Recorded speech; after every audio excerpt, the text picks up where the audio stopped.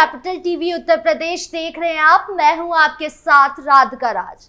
आज बात करेंगे धर्मांतरण की, क्योंकि देश में धर्मांतरण का मुद्दा तूल पकड़े हुए है। लगातार धर्मांतरण के मामले सामने आते हैं, जिसमें कभी कोई पादरी हिंदू महिला की सिंदूर मिटाकर क्रिश्चियन बनाने की फिराक में रहता है, तो कभी कोई मुस्लिम मौलवी पैसों के लालच में धर्म परिवर्तन करने लगता है। और ये हिंदू धर्म में भी होता रहता है। बढ़ते धर्मांतरण के मामले से ये अंदाजा लगाया जा सकता है कि लोगों को अपनी बातों में लाना कितना आसान हो गया है। तो वहीं इससे ये समझा जा सकता है कि लोगों को अपने धर्म का कितना ज्ञान है। आज के समय में धर्मांतरण धंधा बन गया है।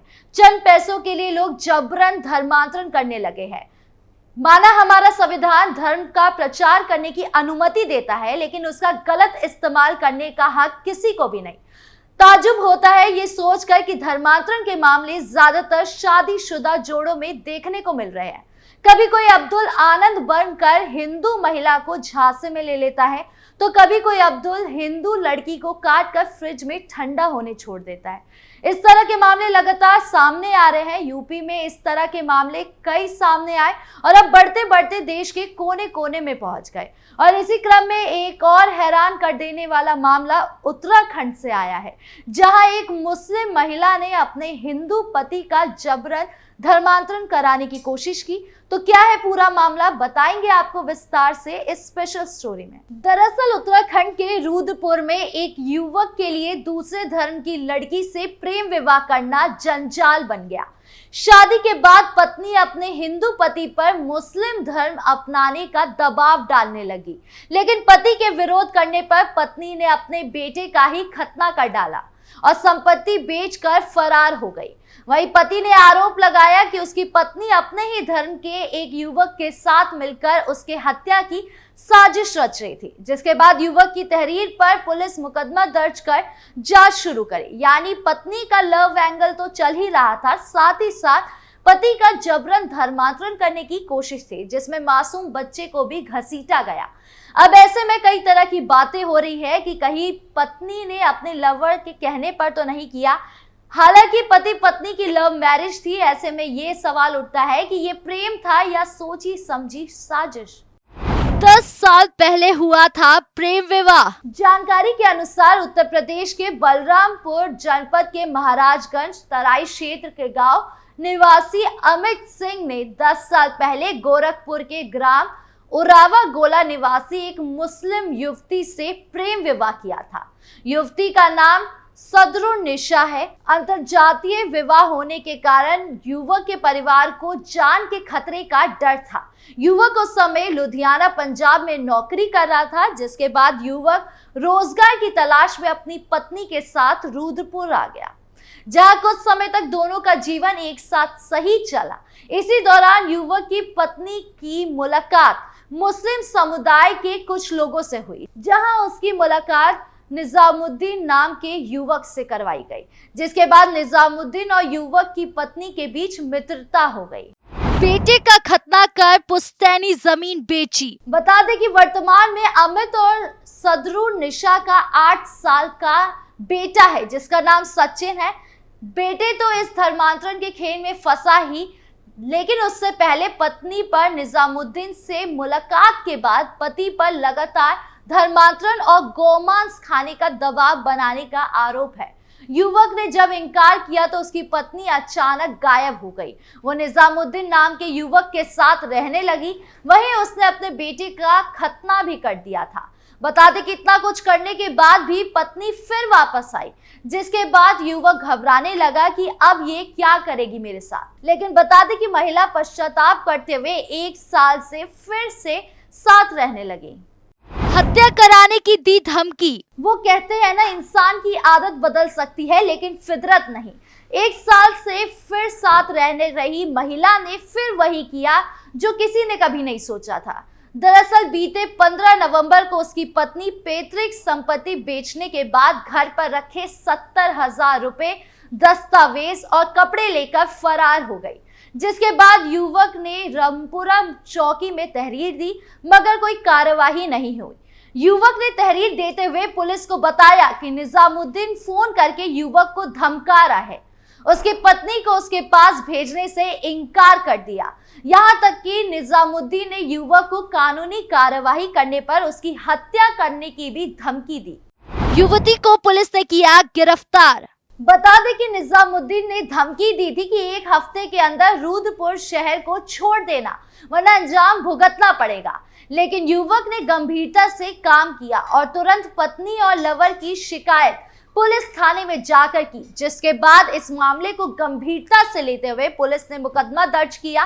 पुलिस ने अभियुक्त सदरुन निशा को हिरासत में ले लिया। वहीं दूसरे अभियुक्त निजामुद्दीन की पुलिस तलाश कर रही है। अब यहाँ तो इंसाफ हो जाएगा, पर न जाने अभी ऐसे कितने मामले होंगे जो ना लोगों की नजरों में आते हैं और ना ही इनकी कार्यवाही होती है। बता दें कि उत्तराखंड का एक और मामला सामने आया, जहां धर्म परिवर्तन की आशंका पर हंगामा खड़ा हो गया। जी हाँ, ये मामला उत्तराखंड के नैनीताल जिले के सातताल क्षेत्र का है, जहां भाजपाइयों ने एक संस्था पर महिलाओं का धर्म परिवर्तन का आरोप लगाते हुए नारेबाजी की।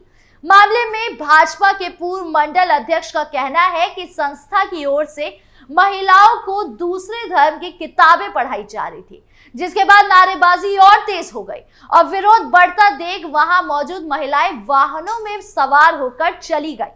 तो वही सूचना पर भीमताल एसओ विमल मिश्रा टीम के साथ मौके पर पहुंचे और अब मामले की जांच हो रही है।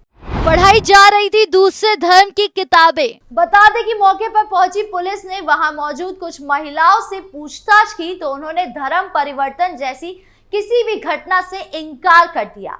भाजपा ने पूर्व मंडल अध्यक्ष मनोज भट्ट का कहना था कि सातताल में एक संस्था की ओर से ग्रामीण महिलाओं का धर्म परिवर्तन कराने की शिकायत मिली थी। इसके बाद वो कार्यकर्ताओं और स्थानीय लोगों के साथ मौके पर पहुंचे। वहां बहुत महिलाएं मौजूद थी। भट्ट ने आरोप लगाया कि संस्था की ओर से महिलाओं का धर्म परिवर्तन करने की पूरी तैयारी चल रही थी। जानकारी जुटाने पर पता चला कि अलग धर्म की किताबें पढ़ाई जा रही थी। अगर आरोप सही था तो ये सवाल उठता है कि महिलाएं झूठ क्यों बोल रही थी, आखिर वो किससे डर रही थी, और न जाने कितने ऐसे मामले होंगे जहां धर्मांतरण खुलेआम चल रहा है और कई जगह पर संस्थान ही ऐसी चीजें करते पकड़े जाते हैं।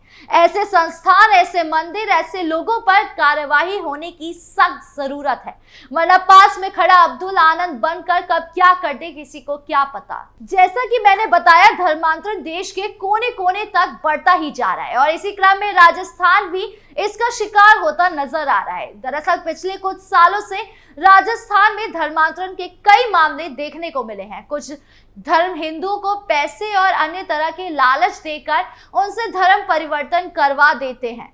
ऐसे लोगों के ऊपर अब सरकारी चाबुक चलाए जाने की भी तैयारी शुरू हो गई है। धर्मांतरण करने वालों और करवाने वालों की अब खैर नहीं है। दरअसल भजन लाल सरकार धर्म परिवर्तन के खिलाफ बिल लाने की तैयारी में है। इसके तहत अब धर्म परिवर्तन करवाने वालों पर कड़ी कार्यवाही की जाएगी। कानून मंत्री जोगाराम पटेल ने इसके बारे में जानकारी देते हुए कहा कि जोर जबरदस्ती पैसों का लालच देकर धर्म परिवर्तन करवाना बर्दाश्त नहीं किया जाएगा।